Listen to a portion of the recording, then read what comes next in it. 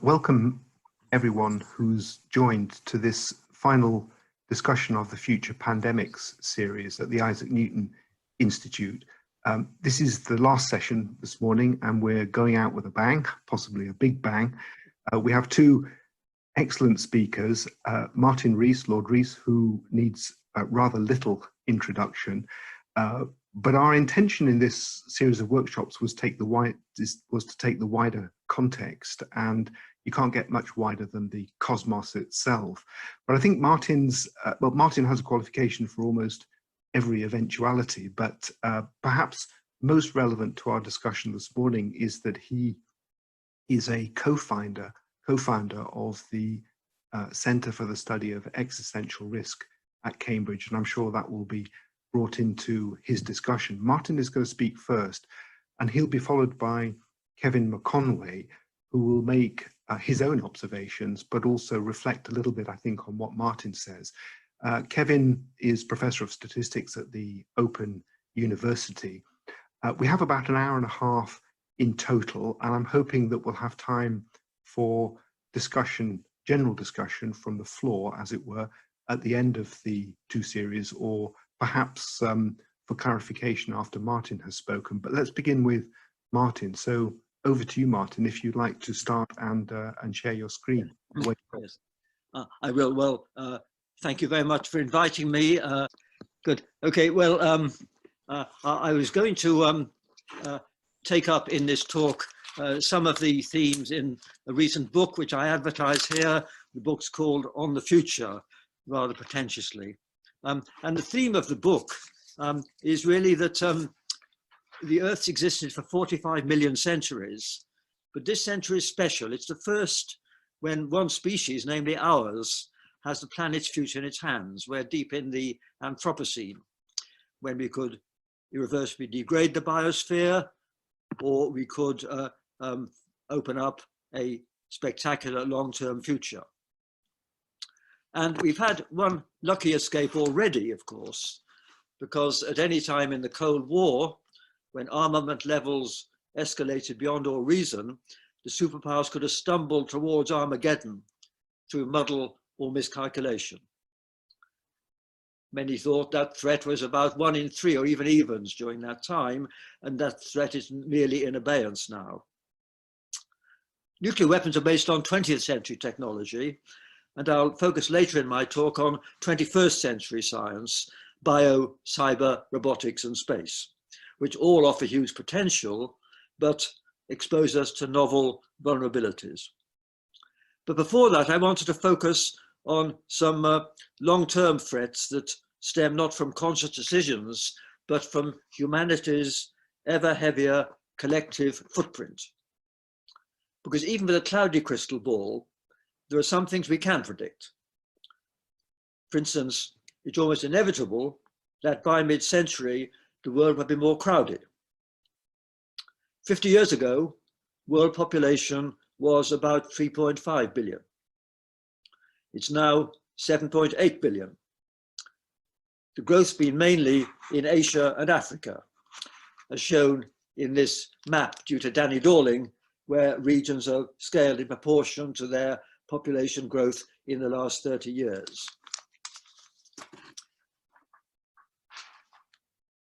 In fact, the number of births per year worldwide peaked a few years ago and is going down. Nonetheless, world population is forecast to rise to about 9 billion by 2050. That's partly because most people in the developing world are young, they yet have children, and they live longer. And the age histogram in the developing world, which is now on the one on the left, where a lot of young and very few old, will become more like the one on the right, a European one, where there are as many old people as young. And the main growth has been in East Asia, and it's there the world's human and financial resources will become concentrated, ending 400 years of North Atlantic supremacy. And there's more urbanization. And to prevent megacities becoming turbulent dystopias is going to be a major challenge for governance. Population growth is under-discussed. That's partly perhaps because doom-laden forecasts by, for instance, Paul Ehrlich and the Club of Rome 50 years ago proved off the mark. Also, some doom it to be a taboo subject, tainted by association with eugenics in the 20s and 30s, with Indian policies under Indira Gandhi, and more recently with China's hardline one-child policy. As it turned out, food production has kept pace with rising population. Famines still occur, but they're due to conflict and maldistribution, not overall scarcity. But the world couldn't sustain its present population if everyone lived as profligately as present-day Americans, using as much energy, eating as much beef. We have to change our lifestyle. And to feed 9 billion by mid-century, we require improved agriculture, no-till, water conserving, and perhaps GM crops, intensively so as to avoid encroaching on forests, and maybe dietary innovations, converting insects, highly nutritious, rich in proteins, into palatable food, and making artificial meat. That's a really benign technology. But if we do that, then to quote Gandhi, there'll be enough for everyone's need, but not for everyone's greed. Population trends beyond 2050 are harder to predict. Enhanced education and empowerment of women, surely a benign priority in itself, could reduce fertility rates where they're now highest. And the demographic transition hasn't reached part of India nor sub-Saharan Africa. But if families in Africa remain large for whatever reason, then according to the UN, that continent's population will double again between 2050 and 2100 to 4 billion, thereby raising world population to 11 billion. And Nigeria alone would then have a population of 900 million, as big as North America and Europe added together. Optimists remind us that each extra mouth brings 2 hands and a brain. Nonetheless, the higher the population becomes, the greater will be the pressure on resources, and the harder it'll be for Africa to escape the poverty trap. And to jump ahead a bit, I think wealthy nations should urgently promote growing prosperity in Africa, and not just for altruistic reasons. Because as compared to the fatalism of earlier generations, those in poor countries now know via the internet, etc., what they're missing. A recipe for embitterment. Moreover, migration is easier. And the advent of robots and reshoring of manufacturing means that the still poor countries won't be able to grow their economies by offering cheap skilled labor, as the Asian tiger states did. So that's a big worry for mid-century, the inequalities between Africa and the rest of the world. Moreover, if humanity's collective impact on nature pushes too hard, the resultant ecological shock could irreversibly impoverish our biosphere. Extinction rates are rising. We're destroying the book of life before we've read it. And biodiversity, of course, is a crucial component of human well-being. We're clearly harmed if fish stocks dwindle to extinction. There are plants in the rainforest whose genes may be useful to us. But for many environmentalists, preserving the richness of our biosphere has value in its own right, over and above what it means to us humans. To quote the great Harvard ecologist E.O. Wilson, mass extinction is the sin that future generations will least forgive us for. And you may have read that there's a prediction that 10% of all species are at risk of extinction during this century. So the world's getting more crowded. And there's a second firm prediction. It'll gradually get warmer. In contrast to population issues, climate change is certainly not under-discussed, although it is under-acted upon. This is the famous Keeling curve, which shows the concentration of CO2 in the air, measured in Hawaii for the last 50 years. The rise is mainly due to the burning of fossil fuels. The seasonal oscillation in this diagram is because there are more trees in the northern hemisphere than the southern hemisphere. So in the northern autumn, when the leaves fall off the trees, CO2 goes up, then it goes down again in the spring. That's the oscillation, but the important thing is the familiar now rising trend. And the fifth IPCC report, updated just last year, presents a spread of projections for different assumptions about future rates of fossil fuel use. Moreover, we don't know which projection is going to be correct. We hope it will be the lower one, but even for a given set of assumptions, the projections are unclear because of the uncertain science. We know what the CO2 itself does, but what we don't know is the possible multiplier effect due to changes in the cloud cover and water vapor, etc. And the vertical bars on the right show the current uncertainties in each of the projections due to simply the uncertain science going into the modeling. However, despite the uncertainties, there are two messages that most would agree on. First, that regional disruptions to weather patterns in the next 20 or 30 years will aggravate pressures on food and water and enhance migration pressure. Second, under business as usual scenarios, we can't rule out later in the century really catastrophic warming and tipping points triggering long-term trends like the melting of Greenland's ice cap. But even those who accept both these statements have diverse views on the policy response. These divergences stem not from differences in the science, but from differences in economic assumptions and ethics, in particular in how much obligation we should feel towards future generations. The Danish environmentalist Born Lomborg has sort of bogeyman status among many climate scientists. His Copenhagen consensus of eminent economists downplays the priority of addressing climate change compared with shorter-term efforts to help the world's poor. But that's because he applies a standard discount rate and in effect writes off what happens beyond 2050. But if you care about those who live into the 22nd century, as many babies born today certainly will, and even beyond, then, as other economists like Nick Stern and Martin Weitzman argue, you deem it worth paying an insurance premium now to protect future generations against the worst case scenarios. So even those who agree that there's a significant risk of climate catastrophe a century hence, they will differ in how urgently they advocate action today.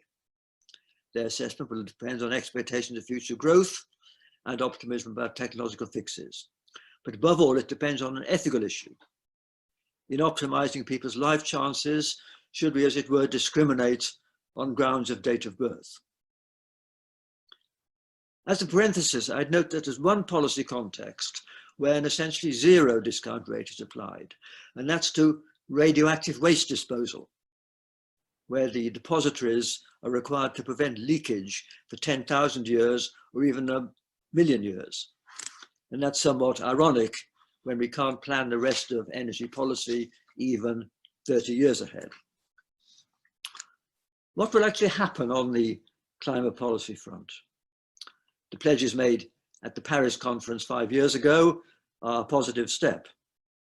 But politicians won't gain much resonance by advocating unwelcome lifestyle changes or a high carbon tax when the benefits accrue mainly to distant parts of the world and decades in the future. Mr. Jean-Paul Juncker, head of the EU Commission, famously said in a different context, "We know what to do, but we don't know how to get re-elected if we do it." But to digress a bit, there's one win-win roadmap to a low carbon future. nations should accelerate R&D into all forms of low carbon energy generation and into other technologies where parallel progress is crucial, especially storage, batteries, compressed air, hydrogen, pump storage, etc., and smart grids. Faster these clean technologies advance, the sooner will their prices fall so they become affordable by, for instance, India, where more generating capacity is needed and where the health of the poor is jeopardized now by smoky stoves burning wood and dung, and where there will otherwise be pressure to build coal-fired power stations. Sun and wind are, of course, front runners, but other methods have geographical niches. Geothermal power is available in Iceland, and tidal energy seems attractive where topography induces especially large amplitude tides, and Britain's west coast is one such place, and there are proposals for tidal barrages and lagoons. Because of local intermittency, we'll need continental scale DC grids. In Europe, carrying solar energy from Morocco and Spain to the less sunny northern nations like ours, and east-west to smooth peak demand over different time zones. Maybe going all the way from Europe to China via the Belt and Road. And despite wide ambivalence about nuclear energy, it's surely worthwhile to boost R&D into a variety of fourth generation concepts, which could prove to be more flexible in size and safer. And the potential payoff from fusion is so great that it's surely worth continuing experiments and prototypes. And it would be hard to think of a more inspiring challenge for young engineers than devising clean and economical energy systems for the world. But if this transition is too slow, and if 20 years from now our climate seems heading irreversibly into dangerous territory, there may be pressure for panic measures. These could involve a plan B, being fatalistic about continuing dependence on fossil fuels, but combating its effects by either a massive investment in carbon capture and storage, or else by geoengineering. It's feasible, for instance, to inject enough aerosols into the stratosphere to cool the world's climate. Indeed, what's scary is that this might be within the resources of a single nation, even a single corporation. And there could be unintended side effects and other consequences of rising CO2, ocean acidification, for instance, would be unchecked. So we need to have much better modeling before we risk some major experiment like that. And geoengineering would be a political nightmare because not all nations would want to adjust the thermostat, as it were, the same way. The only beneficiaries would be the lawyers because they'd have a bonanza if nations could litigate over bad weather. But there is, at the bottom of the slide, a more benign kind of geoengineering. Direct extraction of CO2 from the atmosphere, thereby, as it were, undoing the geoengineering we've unwittingly caused by burning fossil fuels. Even this has some downsides, especially its implications for land use, but it's very expensive and I think not so feasible.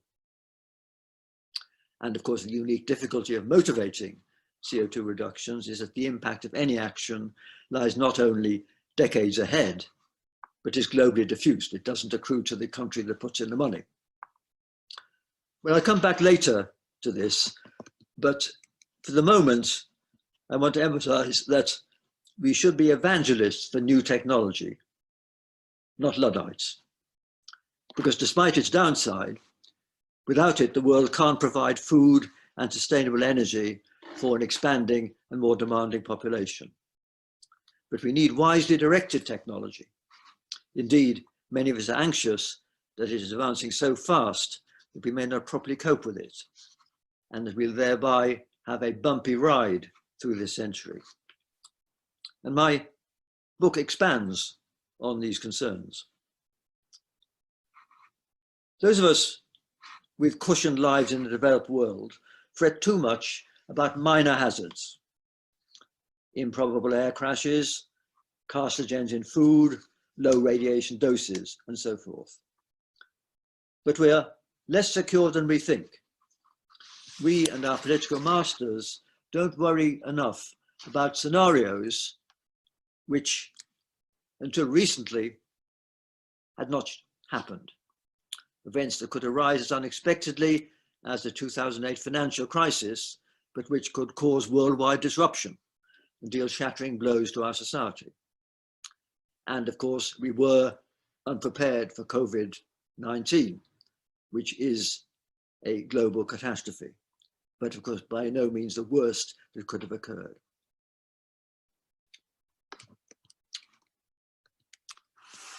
We're ever more dependent on elaborate networks, electric power grids, air traffic control, international finance, just-in-time delivery, globally dispersed manufacturing, and so forth. Unless these globalized networks are highly resilient, their manifest benefits could be outweighed by catastrophic breakdowns. Again, real-world analogues of what happened in 2008 to the financial system. Our cities would be paralyzed without electricity. The lights going out is the least of our problems. Supermarket shelves empty within days if supply chains were disrupted, and air travel can, as we know, spread a pandemic worldwide within days. And social media can spread panic and rumor and psychic and economic contagion literally at the speed of light. And by the way, pandemics, although they've occurred through history, they cause far more societal damage today. English villages in the 14th century continued to function even when the Black Death halved their population. People were fatalistic and self-sufficient. In contrast, our societies would be vulnerable to serious unrest as soon as hospitals were overwhelmed. That hasn't happened with COVID-19, but could occur long before the fatality rate reached 1% of the population. Advances in microbiology, diagnostics, vaccines, and antibiotics offer, of course, prospects of containing future pandemics. But this same research has controversial aspects. This is the flu virus. And back in 2012, groups in Wisconsin and in Holland at Erasmus University showed it was surprisingly easy to make this virus both more virulent and more transmissible. And to some, this was a scary portent of things to come. And in 2014, the US federal government decided to cease funding these so-called gain-of-function experiments. I know the coronavirus is more complicated, but in principle, this technology could surely soon be done for that too. And also, another concern is that the CRISPR-Cas9 technique for gene editing is hugely promising, but here again, there are ethical concerns and worries about possible runaway consequences of so-called gene drive programs to wipe out species as diverse as mosquitoes, where it's been used benignly to wipe out the mosquito that carries the Zika virus in South America. And some nasty people want to use it to wipe out the grey squirrel, which they could do. Back in the early days of recombinant DNA, a group of biologists met in Asilomar, California, and they agreed guidelines on what experiments should and shouldn't be done. And this encouraging precedent, of course, has triggered several meetings to discuss recent developments in the same spirit. But today, 40 years after Asilomar, the research community is far more broadly international and more influenced by commercial pressures. And I worry that whatever regulations are imposed on prudential or ethical grounds can't be enforced worldwide, any more than the drug laws can or the tax laws can. Whatever can be done will be done by someone somewhere. And that's a nightmare. Whereas an atomic bomb can't be built without large-scale special facilities which can be monitored, biotech involves small-scale dual-use equipment. Indeed, biohacking is burgeoning even as a hobby or competitive game. And we know all too well that technical expertise doesn't guarantee balanced rationality. The global village will have its village idiots, and they'll have global range.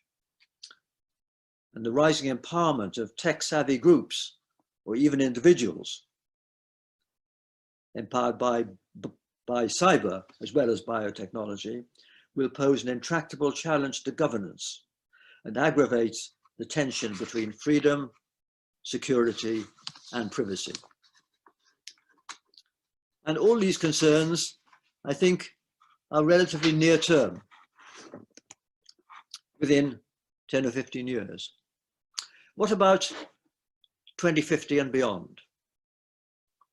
There are deep imponderables here. Smartphone, the web and their ancillaries, ubiquitous today, would have seemed magic 20 or 25 years ago. So looking several decades ahead, we must keep our minds open, or at least ajar, to transformative advances that may now seem science fiction. On the bio front, I speak with diffidence because I am not a specialist, but we can expect two things, it seems. One is a better understanding of the combination of genes that determine key human characteristics, using AI to analyze large samples of human genomes, plus the ability to synthesize genomes that match these features. And though I don't believe him, the great physicist Freeman Dyson conjectures a time when children will be able to design and create new organisms just as routinely as his generation played with chemistry sets. If it became possible to, as it were, play God on a kitchen table, our ecology and even our species may not long survive unscathed. I think that's science fiction, but the idea of genetic modification in a big way is surely something which raises huge concerns, both ethical and prudential. And what about another transformative technology, robotics and AI? There have been exciting advances in what's called generalized machine learning and DeepMind, the company now owned by Google, famously achieved a remarkable feat. Its computer beat the world champion at the game of Go. At first sight, this may not seem a big deal because it's 20 years earlier that IBM's Deep Blue beat Kasparov, the world chess champion. But Deep Blue was programmed in detail by expert players. In contrast, the machine that played Go was just given the rules and gains expertise by playing hundreds of thousands of games against itself.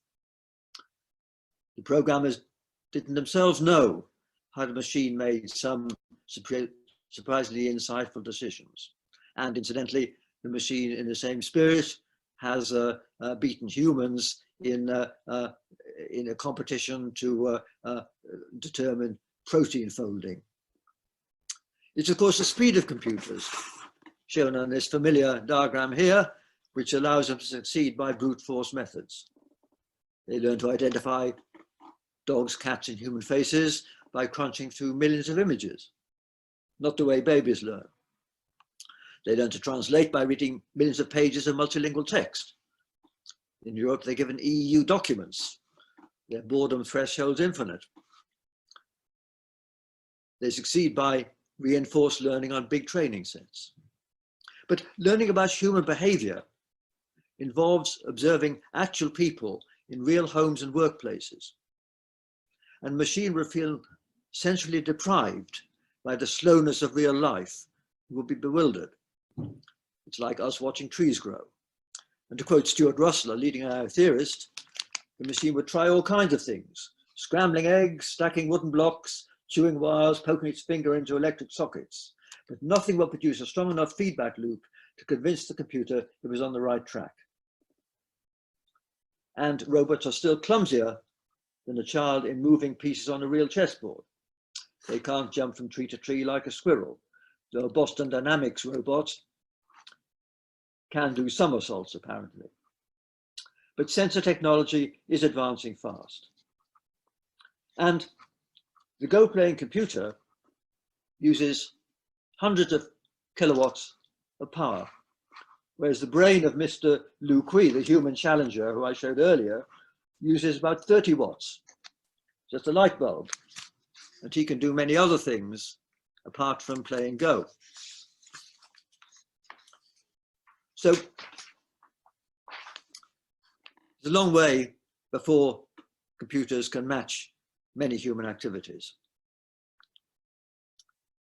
AI won't just take over manual work. Indeed, plumbing and gardening will be among the hardest jobs to automate. But it will do routine legal work, medical diagnostics, computer coding, and even surgery. And it will be invaluable, of course, for optimizing traffic flows, electricity grids, and such like.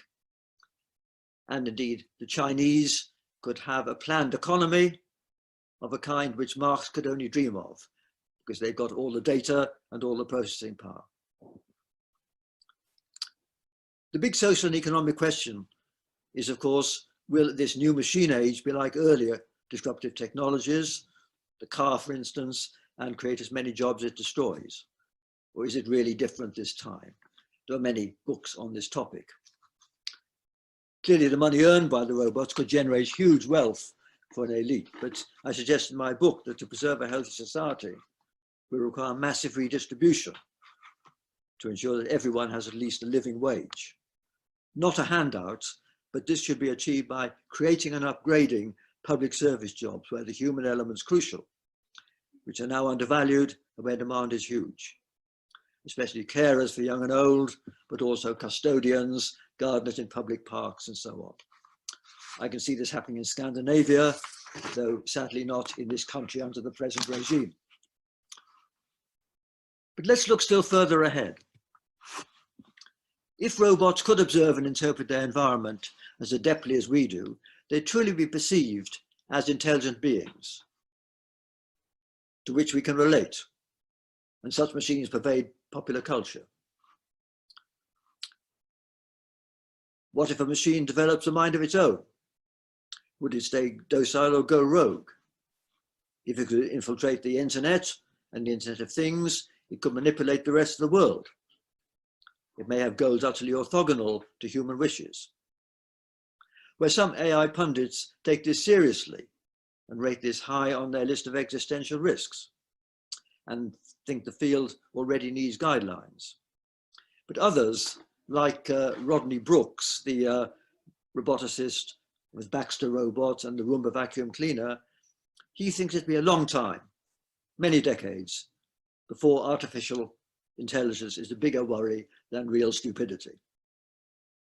But be it as it may, it's likely society will be transformed by autonomous robots, even though the jury's out on whether they'll be idiot savant or display at least human capabilities. The futurologist Ray Kurzweil, who now works at Google, he argues that once machines have surpassed human capabilities, which he thinks will happen quite soon, they could themselves design and assemble a new generation of even more powerful ones, an intelligence explosion. He thinks that humans could transcend biology by merging with computers. In old-style spiritualist parlance, they would go over to the other side. We then confront the classic philosophical problem of personal identity. If your brain were downloaded into a machine, in what sense would it still be you? Should you feel relaxed about your body then being destroyed? What would happen if several clones were made of you? And is the input into our sense organs and physical interactions with the real external world so essential to our being that this transition would be not only abhorrent, but impossible? These are ancient conundrums for philosophers, but practical ethicists may one day have to address them too. Kurzweil is a prominent proponent for this so-called singularity. But he's getting on in years and he's worried that it may not happen in his lifetime. So he wants his body frozen in liquid nitrogen until this nirvana is reached. I was once interviewed by a group of these cryonic enthusiasts based in California. It was called the Society for the Abolition of Involuntary Death. They will freeze your body so that when immortality is on offer, you can be resurrected or your brain downloaded. I told them I'd rather end my days in an English churchyard than in an American refrigerator. And they derided me as a deathist, really old-fashioned. But I was surprised to find subsequently that 3 academics in England had gone in for this cryonics. 2 had paid the full whack of $80,000. The third took the cut price option of wanting just his head frozen. I was glad that they were all from Oxford and not from my university. But of course, research on aging is being seriously prioritized. It's a form of human enhancement. Will the benefits be just incremental, or is aging, as some think, a disease that can be cured? Dramatic life extension would plainly be a wild card in population projections with huge social ramifications. But it may happen along with human enhancement in other forms. Looking further ahead, perhaps beyond this century, it's surely on the cards that human beings, their mentality and their physique, may become malleable through the deployment of genetic modification and cyborg technology. Moreover, this future evolution, a kind of secular intelligent design, will take only centuries, in contrast to the thousands of centuries needed for Darwinian evolution. And this is a game changer. When we admire the literature and artifacts that have survived from antiquity, we feel an affinity across a time gulf of thousands of years with those ancient artists and their civilizations. But we can have zero confidence that the dominant intelligences a few centuries hence will have any emotional resonance with us, even though they may have some algorithmic understanding of how we behaved. And now, a philosophical digression. The title of this talk was Existential Risks. Most of us interpret this as a risk to our current civilization: nuclear, pandemic, climate change, etc. But I think none of those would wipe out every human being. They could be a major setback to civilization. And at our center, most of our time is spent on these catastrophes, which don't wipe out everyone. We can envisage absolutely existential catastrophes, a massive asteroid impact, for instance, or there are some physical ideas which say that all matter could be converted to things called strangelet, or even destroy space itself. There's an idea that our space, the vacuum, is a sort of metastable thing, rather like supercooled water, which if you put a drop of dust in, suddenly freezes ice. So there are some ideas whereby that could happen. I think they're so unlikely we needn't worry about them, and indeed they would have happened somewhere out in the universe where nature would have done the experiment beforehand. But some argue we should worry especially about any strictly existential catastrophe which wipes out all human beings. And it depends on an ethical question which was specially addressed by the late Oxford philosopher Derek Parfit. He discussed a lot the rights of those who are not yet born. Consider 2 scenarios. Scenario 1 wipes out 90% of humanity. Scenario B wipes out 100%. How much worse is B than A? Some would say 10% worse. The body count's 10% higher. But Parfit would argue that B might be incomparably worse, because human extinction forecloses the existence of billions, even trillions of future people, and indeed an open-ended post-human future spreading far beyond the Earth. Some philosophers criticize Parfit's argument, denying that possible people should be weighed as much as actual ones. They have the slogan, we want to make more people happy, not to make more happy people. And this, of course, is a mega version of the issues which already arise in climate policy, where it's controversial how much weight we should give to those as yet unborn, who will live 1 or 2 centuries from now and experience sea level rise in a way that no one will this century. I think most of us regard these concerns as serious, because quite apart from the intellectual games about possible people, the prospect of an end to the human story would sadden those of us who are now living. Most of us, aware of the heritage we've been left by past generations, will be depressed if we believe that there will be not many generations to come. And even if one takes these naive utilitarian arguments seriously, as Parfit does, one should note that if aliens already existed out there, then future expansion of terrestrials into space might have a negative impact on cosmic happiness, because it might squeeze the habitats of happy people out there already, and thereby reduce overall cosmic contentment. And this thought motivates a few comments on my favorite topic, which is space and the risks and safety net which space provides. During this century, the whole solar system will be explored by swarms of miniaturized probes, far more advanced than the wonderful Cassini mission designed in the 1990s, which spent 13 years exploring Saturn and its moons, or the robot designed by the Europeans, which landed on a comet. There's a picture of the comet, and there's a little robot that landed there. And NASA's probe, which transmitted amazing pictures back from Pluto, 12,000 times further away than the moon. Think back to the computers and phones of the 1990s, when these probes were designed, and realize how much better we could do today. The next step will be the deployment in space of robotic fabricators, which can build large structures, for instance, giant telescopes or solar collectors, assembled with gossamer thin mirrors under 0G. What about human spaceflight? The practical case for that gets weaker with each advance in robots and miniaturization. So will it have a resurgence? It's over 50 years since Neil Armstrong's one small step.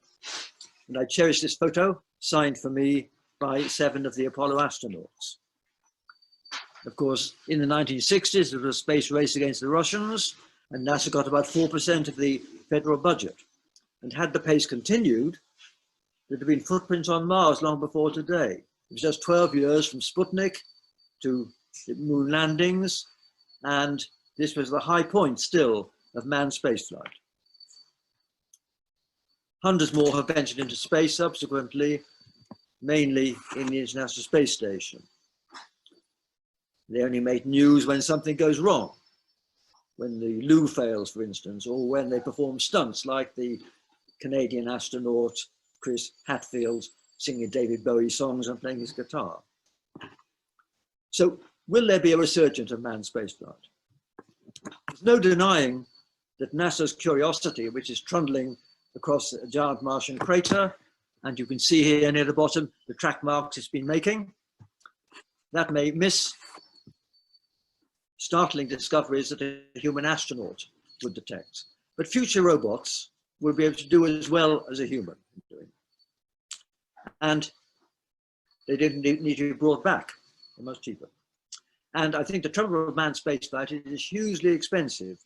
And when it's done by NASA or ESA, they've got to be risk averse.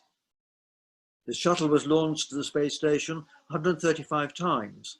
There were 2 spectacular failures. Each was a national trauma in America. whereas a less than 2% failure rate would be acceptable to test pilots and adventurers. So I personally think that because of safety culture, NASA will confront political obstacles in achieving any grand goal with a feasible budget. But I think that the private companies, SpaceX and Jeff Bezos's Blue Origin, they may, with private money and sponsorship, be able to send people into space, people prepared to accept higher risk, equivalent of Savannah fines and people like that, for whom a 2% risk is perfectly acceptable. And indeed, by the end of a century, some courageous thrill seekers may have established bases independent from the Earth, probably on Mars. Elon Musk, for instance, who's now aged 49, says he wants to die on Mars, but not on impact. And he may indeed make that. But don't ever expect mass emigration from the Earth. Nowhere in our solar system offers an environment even as clement as the Antarctic or the top of Everest. And here I disagree with Musk and with my late colleague, Stephen Hawking. It's a dangerous delusion to think that space offers an escape from Earth's problems. Dealing with climate change on Earth is a doddle compared to terraforming Mars. There's no planet B for ordinary risk-averse people. Nonetheless, we should cheer on these brave space adventurers because they will have a pivotal role in spearheading a post-human future and determine what happened in the 22nd century and beyond. And that's because all the techniques of human enhancement and genetic modification will be heavily regulated here on Earth. But these guys out on Mars, they're away from the regulators, and moreover, they're ill-adapted to their new habitat. So they'll have a more compelling incentive to harness the super powerful genetic and cyborg technologies that will be developed by them. And so we should wish them good luck in modifying their progeny to adapt to alien environments. This might be the first step towards divergence into a new species. So it's these spacefaring adventurers, not those of us comfortably adapted to Earth, who spearhead the post-human era. Moreover, if they make the transition to fully inorganic intelligences, they won't need an atmosphere. They may prefer zero-G, especially for constructing massive artifacts. So it's in deep space, not on Earth nor even on Mars, that non-biological brains may develop powers that humans can't even imagine. And the question is, how does Parfit put these into his picture? And of course, if they're near immortal, an interstellar voyage lasting thousands of years is no deterrent to them. So we can imagine a far future when the descendants of us, post-humans, may spread through the galaxy. What about their mentality and their consciousness? Philosophers debate whether consciousness is special to the wet organic brains of humans, apes, and dogs.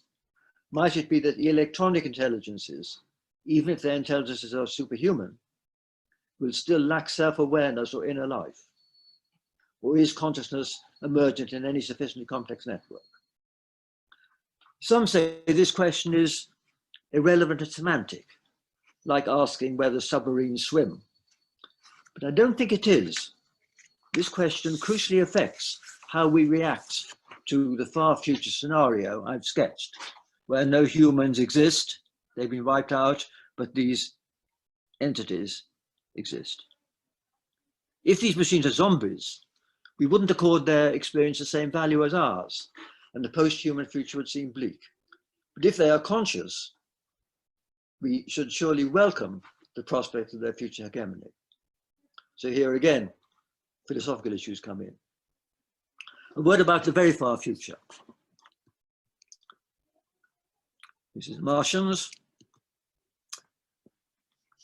We're all familiar with this time chart of the 4 billion years of evolution on Earth, from the first organisms to the biosphere of which we're a part. But the important point is that we are not the culmination, as some people think. We're maybe not even the halfway stage. because the sun is less than halfway through its life. It'll be 6 billion years before it flares up and dies, looking like that. And the expanding universe may go on forever. To quote Woody Allen, eternity is very long, especially towards the end. So if life had originated only on Earth, it need not remain a trivial feature of the cosmos. Humans could start a diaspora whereby ever more complex intelligences spread through the whole galaxy. But this raises an important question. Is the galaxy awaiting our progeny, or is there life out there already? This affects the sort of arguments that people like Parfit and Nick Bostrom give. Well, we all agree that we don't know. Oh, before I go into that, this is a movie which shows something that will happen in about 4 billion years. The Andromeda galaxy will crash into our Milky Way. And this is a simulation, and it'll end up with this, this sort of amorphous elliptical galaxy. And this will happen before the sun dies. So the big question is there life out there already? There's attempts, of course, to look for life on Mars. We know there's no advanced life anywhere in our solar system, maybe some freeze-dried bacteria on Mars. I'm not very optimistic about Venus, despite the recent claims. And there may be something swimming under the ice of Enceladus. This is a moon of Saturn. We don't know. But if we look beyond our solar system to the realm of the stars, then things are very different. And this is the final theme of my talk, if I can have another 5 minutes. We've learnt in the last 10 or 20 years that most stars are orbited by retinues of planets, just as the sun is orbited by the Earth and the other familiar planets. The main evidence comes not from actually seeing the planets, but from seeing their effects on the parent star. Very simple like this. If a planet transits across in front of a star, then it blocks out a bit of the star's light, and so you can observe regular dips in the star's brightness. If the Earth's 1% the radius of the sun, so 10 to the minus 4 the area, so if you're looking from a long way away, you would see the sun getting dimmer by 1 part in 10,000 once per year. And so you could infer there was an Earth-like planet orbiting with a period of one of our years. And this NASA spacecraft spent 3.5 years pointing at an area of sky about 7 degrees apart and measuring the brightness of 100,000 stars with a precision of 1 part in 10 to the 5th, doing it every hour, looking for these effects. And it found many thousand cases of these things. And this rather silly diagram shows to scale the length of the year and the sizes of these planets. But the main take-home message of this is that almost every star has a planet around it, and 1 in every 6 stars has an Earth-sized planet. And there are 100 billion stars in our galaxy, so the question is how many of these might have some sort of biosphere? Well, let me just mention, this is a rather strange system which was discovered. This is a sort of miniature solar system. The star in the middle is a dwarf star, 1% as bright as the sun, and it's orbited by 7 planets, and they're close in. The year on these planets is between 1.5 of our days and 2 of our weeks. They're all close in, and the outer ones are in what's called a habitable zone, where water could exist, neither boiling nor freezing. These would all be tidally locked, just as the moon is locked to the Earth because they're close in. So if you were living on one of these, there'd be one hemisphere all bright, one all dark. So there'd be sort of apartheid, everyone in the bright half except the astronomers in the other half. And this is what it might look like. We now have evidence for thousands of planets, but only indirectly, and we'd clearly like to see them directly. And that's very hard. To imagine how hard, let's suppose that there were some aliens looking at our solar system from a long way away. Then the sun would look like an ordinary star, and the Earth would look, in Carl Sagan's phrase, like a pale blue dot, very close in the sky to its sun, our star, and a billion times fainter. Look at a firefly next to a searchlight. But if the aliens had a big enough telescope to detect that pale blue dot, they could learn quite a bit about it, because the shade of blue will be different depending on where the Pacific Ocean or the landmass of Asia was facing them. So they could learn there were continents and oceans, and the length of our day, and something about the seasons and climate. If they could take a spectrum of the light reflected from the Earth, they could infer there was oxygen and chlorophyll, etc., and that it was a biosphere. But we can't do that yet. But this telescope, which is being built by the European Southern Observatory, the consortium we're part of in Chile, which has a mirror 39 meters across, a mosaic of 800 bits of glass. This will be able to do experiments like that, looking for the planets around nearby stars. As you will see, the Europeans aren't very imaginative in their nomenclature. It's called the Extremely Large Telescope, the ELT. And it will be the world's biggest telescope, finished in about 5 years. So within 10 years, if there is a biosphere around some of the planets around nearest stars, we will get some evidence soon. And this will be crucially important, because at the moment we don't know whether life is a rare fluke or whether it's something which would be pervasive through the galaxy. And this, of course, affects how much the long-term future of humans matters. If we wipe ourselves out, will this be a cosmic disaster, as it would be if we were unique, or just a terrestrial disaster? Well, just to finish with, I wanted to go back and focus here and now, in particular, to the question of surviving this century. As I've implied, this century is a special one. It's the one where humans can jumpstart the transition to electronic and potentially immortal entities, or, to take a darker view, the century when our follies could foreclose this immense potential. So how can scientists concerned about these issues, worried about existential extreme risks, influence policymakers? The trouble is, of course, that even the best politicians focus mainly on the urgent and parochial and getting re-elected. This is an endemic frustration for those who've been official science advisors to government, because to attract their attention, you must get headlined in the press and fill their inboxes. So scientists can have more leverage indirectly by campaigning so that the public and the media amplify their voice. And universities have a special role, partly because they're full of young people who live to the end of a century, and partly because they can use their staff's expertise and convening power to address these problems. And in terms of energizing the public and affecting public views, I think the world's religions have a role. I'm on the council of the Papal Academy of Sciences, which is an entirely economical value.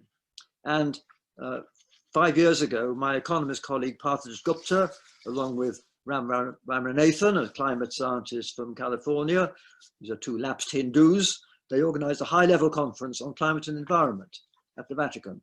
And they thereby achieved great leverage, because this was the input into the papal encyclical Laudato Si in 2015, which got the Pope a standing ovation at the UN and had great influence on his billion followers in Latin America, Africa, and East Asia, and helped to allow consensus to be achieved at the Paris conference in December of that year.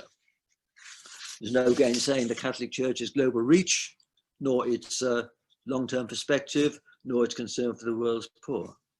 And to take another more parochial example of amplifying our influence, here in the UK, I doubt that Michael Gove, not an especially enlightened man, would have become exercised about non-degradable plastic waste had it not been for the BBC's Blue Planet 2 programs, fronted by our secular Pope David Attenborough, especially the image of albatrosses returning to their nests and regurgitating for their young, not the longed-for nourishment, but bits of plastic debris. And it's encouraging to witness the press coverage of activism among the young, unsurprising, as they can hope to live to the end of the century. Their campaigning is welcome, and their commitment gives grounds for hope. And of course, science is a universal culture spanning all nations and faiths, so scientists confront fewer impediments in straddling political divides and getting a global consensus. And of course, most of these challenges are clearly global. Coping with potential shortages of food, water, and transition to low carbon energy can't be solved by each nation separately, nor can threat reduction. Indeed, a key issue is whether nations need to give up more sovereignty to new bodies along the lines of the International Atomic Energy Agency, the WHO, etc. But though we may be political pessimists, we must remain techno-optimists. Advances in AI, biotech, nanotech, and space can boost the developing as well as the developed world. Undiluted application of the precautionary principle has a manifest downside. So we're all on this crowded world together.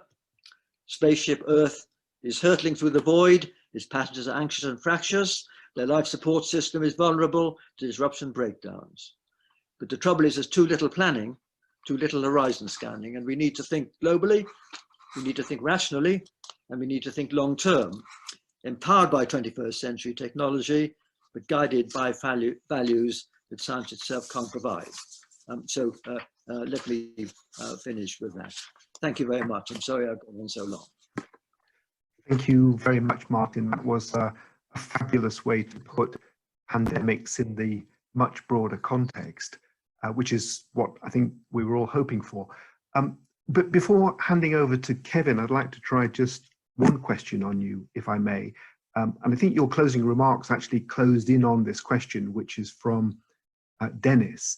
And he says, COVID-19's immediacy forced instant responses necessarily.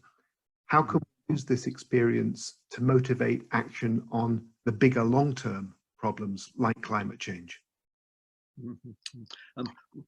Well, I think it has been a wake-up call, but of course, it needed an immediate response. And the point about climate change is that it's predictable, but we know it's slow. And of course, the problem is it's rather than being a sort of a sudden attack, it's like the frog in the heated tub of water, which doesn't realize the danger it's in until it's too late. And that's the concern we have about these long-term issues like climate change and loss of biodiversity. I think the pandemic will reinforce the point I made at the beginning, that we are now globally interconnected. We can't have safety in one continent if there's a disaster in another continent. So it does that. But I think there's still the problem that political action favors the immediate problems and the long-term issues slip down the agenda. And that's why they've got to be kept alive by campaigning. And that's why I mentioned the Pope and David Attenborough and these campaigns by young people. Yeah, thanks, Martin.